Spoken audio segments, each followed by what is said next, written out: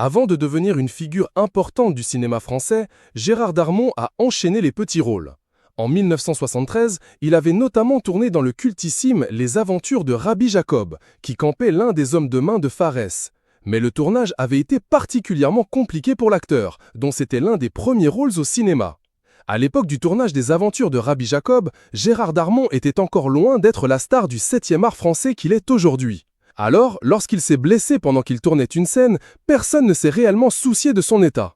L'acteur était présent lorsqu'il a fallu tourner la scène, culte, durant laquelle les personnages sont plongés dans une cuve de chewing-gum.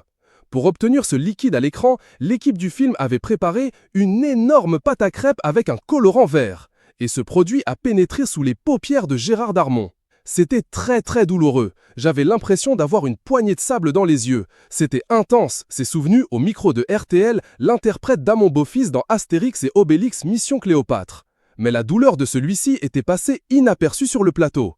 Pourtant, le jeune comédien avait eu un décollement de la cornée à cause de ce colorant vert. Moi, j'étais une merde, donc je pouvais crever avec mes deux yeux hors de leur orbite qui pendent. On s'en fout, a-t-il raconté.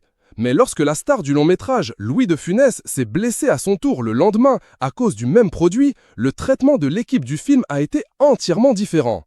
La Terre s'est arrêtée de tourner, a déclaré Gérard Darmon, encore frustré de ne pas avoir été traité avec la même considération que son collègue de l'époque.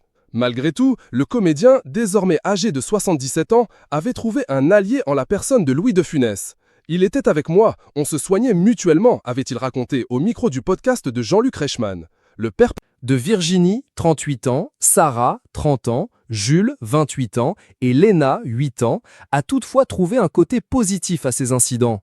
Au lieu de durer 3 jours, le tournage a duré plus de 10 jours, donc ça m'a fait du blé, j'étais content, j'avais gagné de l'argent. De quoi voir le verre à moitié plein.